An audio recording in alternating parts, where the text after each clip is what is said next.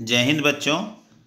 मैं आज class 9th का जो पहला अध्याय है पालमपुर गांव उससे संबंधित कुछ महत्वपूर्ण बिंदुओं पर महत्वपूर्ण टॉपिक पर बोलें तो उस पर हम चर्चा करने के लिए आए हैं। वहाँ जो मुख्य बातें कही गई है जो प्राय क्वेश्चन में पूछा जाता है, एग्जाम में आता है, तो हम उस विषय पर चर्चा करने के लिए इस वीडियो के माध्यम से आपके समक्ष उपस्थित हैं। आप वीडियो को देखिए अच्छा से और समझने का प्रयास कीजिए। ये हमारा अर्थशास्त्र विषय का सब्जेक्ट है। आप यहाँ देख पा रहे होंगे स्क्रीन में लिखा हुआ है अस्थाई पूंजी, कार्यशील पूंजी, उसके बाद उत्पादन के कारक। ये 4 बिंदुओं पर आज हम चर्चा करेंगे।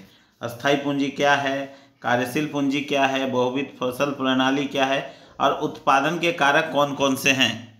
ये 4 मुख्य बिंदुओं पर हम आज इस वीडियो के माध्यम से चर्चा करेंगे। तो शुरू करते हैं चर्चा और देखते हैं कि आपका कार्यशील पूंजी क्या है, अस्थाई पूंजी किसे कहा जाता है। इस विषय को समझने की कोशिश करते हैं। आइए देखते हैं कि किसे कहते हैं। ये यहाँ देखिए अस्थाई पूंजी मैंने लिखा है। अस्थाई पूंजी हमने यहाँ लिखा हुआ है कि अस्थाई पूंजी किसे कहते हैं। तो इसमें लिखता है जब किसी वस्तु को हम खरीदते हैं और उस वस्तु का इस्तेमाल बहुत लंबे समय तक किया जाता है तो उसे अस्थाई पूंजी कहा जाता है। जैसे किसान का हल, ट्रैक्टर, जनरेटर। मतलब कहने का मतलब है अस्थाई पूंजी के संबंध में कहा यह जा रहा है कि जब हम किसी वस्तु को खरीदते हैं और उसका उपयोग हम बहुत लंबे समय तक करते हैं तो वैसे वस्तु का जब हम लंबे समय तक इस्तेमाल कर रहे हैं तो वो जो पूंजी होता है वो अस्थाई पूंजी कहलाता है। याद रखेंगे, मैंने लिखा भी, आप ध्यान से देखिए। जब किसी वस्तु को हम खरीदते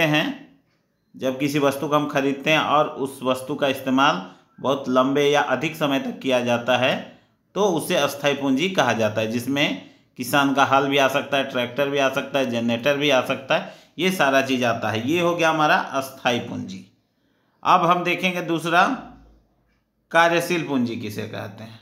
कार्यशील उत्पादन के दौरान कुछ माल खरीदने तथा भुगतान करने हेतु कुछ नगद राशि की जरूरत पड़ती है, उसे कार्यशील पूंजी कहते हैं। और है कि कोई भी उत्पादन करने के लिए कच्चे माल या कुछ खरीदने के लिए नगद राशि की जरूरत पड़ती है। कुछ माल खरीदने के लिए या उत्पादन के दौरान कुछ माल खरीदने तथा भुगतान करने के लिए नगद राशि की आवश्यकता पड़ती है, उसे हम कार्यशील पूंजी कहते हैं। और कार्यशील पूंजी के अंतर्गत नगद राशि, कच्चा माल, ये सारा हम एक टाइप से बोल सकते हैं, एक तरह से बोल सकते हैं कि नगद पूंजी ही कार्यशील पूंजी है या कच्चा माल भी कार्यशील पूंजी है। यानी कि नगद जो पैसा है वो हमारा कार्यशील पूंजी कहलाता है। याद रखिएगा, कार्यशील पूंजी उसी को बोलते हैं कार्यशील पूंजी। उत्पादन के दौरान कुछ माल खरीदने तथा भुगतान करने तो कुछ नगद राशि की जरूरत पड़ती है, उसे कार्यशील पूंजी कहा जाता है। जिसमें कच्चा माल भी आता है, नगद राशि भी आती है। आप इसको ध्यान से देखिएगा। ओके, अब आते हैं हम बहुविध फसल प्रणाली में। क्या बोलता है ये बहुविध फसल प्रणाली यहाँ बोल रहा है कि एक साल में एक ही जमीन पर जब 2 या 2 से अधिक फसलें उगाई जाती है तो उसे बहुविध फसल प्रणाली कहते हैं। मतलब एक साल के अंदर एक ही ज़मीन में 2 या 2 से अधिक फसलें एक ही ज़मीन पर उगाई जाती है तो उसे कहते हैं बहुविध फसल प्रणाली कहा जाता है। मतलब एक ज़मीन पे एक साल के अंदर में 2-3 फसलें हम उगा लेते हैं, उसको बहुविध फसल प्रणाली कहा जा रहा है। याद रखिएगा आप इसको भी कि एक साल में एक ही ज़मीन पर जब 2 या 2 से अधिक फसलें उगाई जाती है तो उसे हम बहुविध फसल प्रणाली कहते हैं। ये हो गया आपका बहुविध। अब हम देखते हैं पालमपुर गांव में एक महत्वपूर्ण टॉपिक है या बिंदु है, उत्पादन के कारक।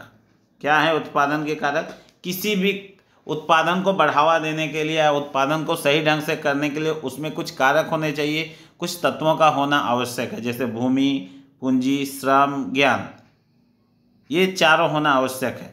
हम एक एक करके समझाते हैं। जैसे उत्पादन के कारक, इसमें लिखा हुआ उत्पादन के कारक, तो देखते हैं क्या क्या है। जैसे पहला पॉइंट है भूमि। कोई भी उद्योग धंधा लगाने के लिए सबसे पहले भूमि का होना आवश्यक है। कोई भी उद्योग धंधा, या हमको कृषि करना ही है तो कृषि हम कहाँ करेंगे? आसमान में तो कर नहीं सकते, हमको ज़मीन चाहिए, भूमि चाहिए।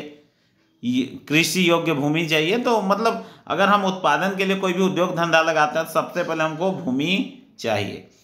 जब भूमि मिल गया तो उद्योग धंधा लगाने के लिए हमको पूंजी भी चाहिए। बिना पूंजी के हम उसको नहीं लगा सकते हैं। बिना पूंजी के, बिना पैसे के, बिना रुपये के हम कोई भी उद्योग धंधा लगा नहीं सकते हैं। जब उद्योग धंधा लग गया तो उसमें काम करने के लिए हमको श्रमिक चाहिए, जिसे हम श्रम लिखते हैं, उसको श्रमिक चाहिए उद्योग धंधों में काम कर, क्योंकि हम खुद तो करेंगे नहीं।